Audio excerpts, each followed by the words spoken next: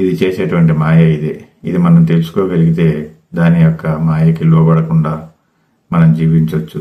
So ఎప్పుడైతే దూరము మనకు అద్భుతంగాను చాలా శక్తివంతంగాను అనిపిస్తూ ఉంటుంది. ఇప్పుడున్నటువంటి దేవుళ్ళు, ఈ దేవతామూర్తులు, వారి యొక్క రూపాలు ఈ భూప్రపంచం మీద ఉండవు. ఈ భూప్రపంచం మీద ఎప్పటికీ చూడలేనటువంటి విగ్రహాలని మనము పూజిస్తూ ఉండటం వల్ల అవి ఎప్పటికీ మనకు ప్రజెంట్లోకి వచ్చే అవకాశం లేదు. ఎందుకంటే అది ఎప్పుడూ దూరమే. ఈ దూరం వల్ల క్రేజీ ఏర్పడుతుంది దాని మీద. అది ఎప్పటికీ మనం పొందలేము. ఎప్పుడైతే మనకు అది మన దగ్గర లేదు అని భావనలో ఉంటామో, భవిష్యత్తులో ఉంటామో, మనం ఎప్పటికీ దేవుణ్ణి కూడా చూడలేము. ఇది ఒక రకమైనటువంటి ఈ ప్రపంచాన్ని భ్రష్టు పట్టిస్తున్నటువంటి ఒక బాధాకరమైన వ్యవస్థ. మనసు విఫలం అయిన చర్య ఇదే. ఎందుకంటే దేవుళ్ళు మనలోనే ఉంటారు. మనం ప్రస్తుతంలో వాళ్ళని అనుభవంలోకి తీసుకోవచ్చు. కానీ ఈ దేవుళ్ళు మనకెప్పుడూ దొరకనట్టు, మన దగ్గరికి రానట్టు, అలాంటి దేవుళ్ళను మనం పొందలేనట్టు, వాళ్ళ అనుభవంలోకి తీసుకోలేనట్టు భ్రమ కలిగిస్తూ ఉంటుంది.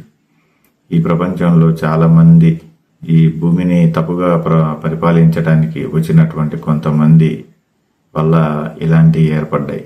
కానీ వాస్తవానికి ఈ మనసును మనం తప్పించాలి. మనసు శక్తివంతమైందే, కానీ అది తీసుకున్నటువంటి సమాచారం చెడ్డది. దానివల్ల మనకు కూడా అసత్యాలని, వాటన్నిటినీ మనం పైన రుద్దుతుందన్నమాట.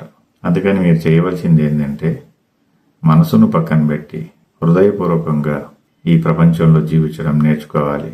అలా హృదయపూర్వకంగా జీవించడం నేర్చుకోవాలి అంటే ధ్యానం చేయాలి. ఇది ఒక్కటే మార్గం. స్వచ్ఛత తప్ప మిమ్మల్ని గెలిపించేటువంటి ఏ సత్యమైనటువంటి మార్గము ఈ భూప్రపంచంలో లేదు.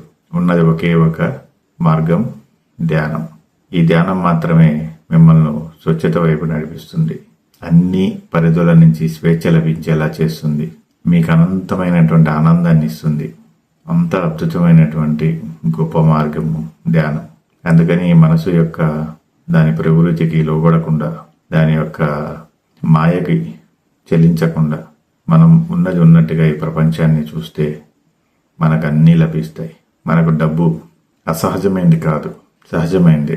ఎందుకంటే ఈ ప్రపంచంలో సృష్టించినటువంటి ప్రతి ఒక్కటి, మానవుడు సృష్టించిన ప్రతి ఒక్కటి సహజమైంది. అవన్నీ మనం పొందడానికి పూర్తి అర్హత ఉంది.